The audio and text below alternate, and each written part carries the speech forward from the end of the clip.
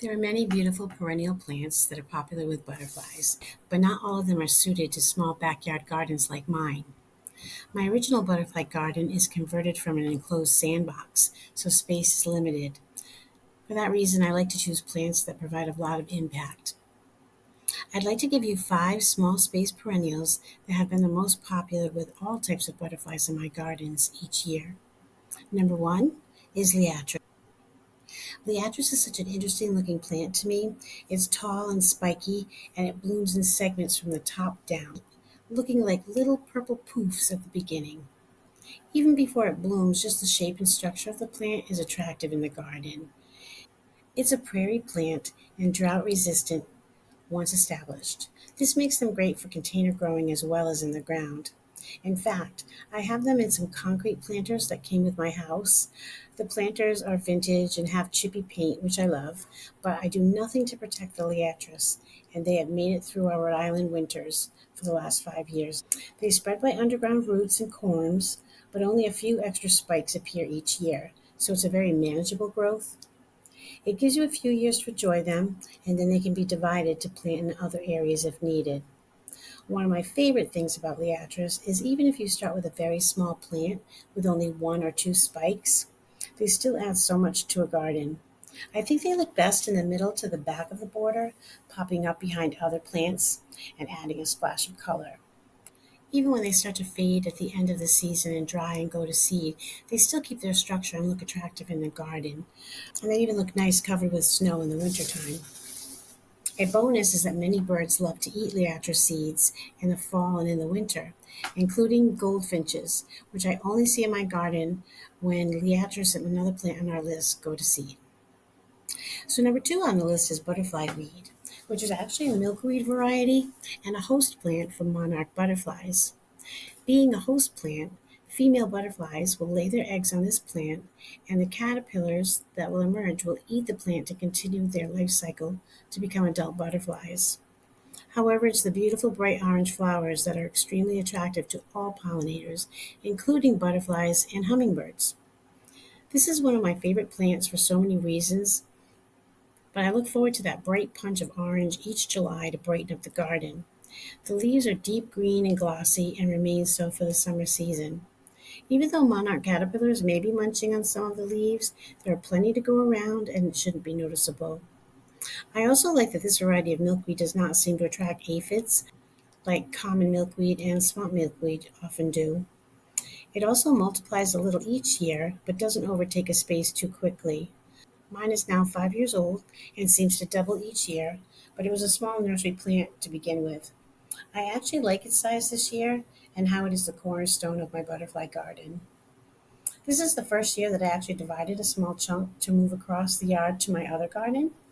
This plant can resemble a small shrub, although the stems do not get woody since they come back from the ground new each year from fresh growth. I have seen people use this plant almost as a hedgerow against the foundation of their houses or along a fence, and I wish I had the space to do that because they look beautiful in multiples. This is also a mid to the back of the border plant, as the orange blooms last about 1 month, but then they provide really interesting seed pods that remain through to the fall. Before the seed pods totally dry and split open, you will want to remove them so they don't release their hundreds of seeds. Number three, coneflowers. This is a well-known plant that now comes in a variety of different colors and cultivars. However, I have noticed that the butterflies always prefer the native Echinacea purpurea type over any specialty types I have grown. You can tell a cultivar by the quotation marks around their branded name. I myself have had two other varieties, but butterflies just seem to pass them by. Just something to think about if you are choosing plants especially for a butterfly garden. Coneflowers are drought resistant and prefer full sun also, but just like the liatris that I have in my sandbox garden, they do receive some shade part of the day and still do well and multiply slowly each year. I've never divided mine yet, but I did collect seeds to winter sow and then planted the seedlings in my other butterfly garden. They take about 2 years to bloom, but they were easy to start from seed if you have the patience. Like liatris, birds love to eat coneflower seeds in the late fall and winter. when only the center spiky section remains, especially those goldfinches. So if you don't mind the appearance of spent blooms, you can leave them standing until spring for the birds, like I do. Number 4 might seem like an odd choice, but I was pleasantly surprised by how much butterflies loved them. They're chives. I was given a clump of chives from my Buy Nothing group's plant share, but since then I have seen them as small starts in herb sections at my local nurseries. I initially put the chives in my vegetable trugs to use as a pest deterrent, near my cucumbers especially, but you can use them for cooking as well for a mild onion flavor that's a little less bold than scallions. The first spring after planting them, I was so pleasantly surprised by the beautiful lavender pink poofs that I saw outside my kitchen window. They were the first spring color that appeared in my yard outside of the small early crocuses. Even the bud stage is so pretty. Chives definitely double in growth each year, expanding a bit more than the others on this list, but they're very easy to just divide and cut in half to transplant or share with friends. They also do well in containers and need no special care over the winter. They are just happy to come back each spring. Because chives bloom in May, they are very popular with butterflies who emerge at that time. In our area, we especially see yellow tiger tail swallowtails, eastern black swallowtails, and painted lady butterflies each May, and they head right for the chives. They have that pleasant round bloom like many alliums do, although they do not have bulbs, just a mass of thick roots when divided. When the flowers start to wither and produce seeds, you can just cut the plants back as low as you'd like, and they will typically produce another flush of blooms later in the season. You'll want to remove the heads before the seeds drop, as they will produce new plants within the next few seasons, and it could be more than you would like in your small space. Just like with the orange butterfly weed, I have seen gardeners use them as row plantings, and they are beautiful. Again, I would love to have more space to plant these out. So, number 5 on the list is controversial. It is the butterfly bush. And they now come in many dwarf versions that are sterile, so they do not produce seed.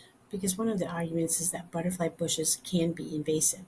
I have never seen any seedlings drop from any of my butterfly bushes. However, I did have a friend who had a huge butterfly tree, and every spring around the base there would be tons of little plantings. So I understand that. But I think that the newer varieties do not have that problem. Another controversy is that they don't really provide quality nutrition for butterflies. It's like feeding them candy. However, I look at the fact that people put out sugar water for hummingbirds to me, which is kind of the same thing. The fact is that a butterfly bush will definitely attract butterflies to your yard. It also attracts hummingbirds and other pollinators. So for me, controversies aside, a small dwarf butterfly bush in my butterfly garden works for me. So there you have it, the 5 top small space perennials that attract the most butterflies in my gardens each year. Thanks for watching.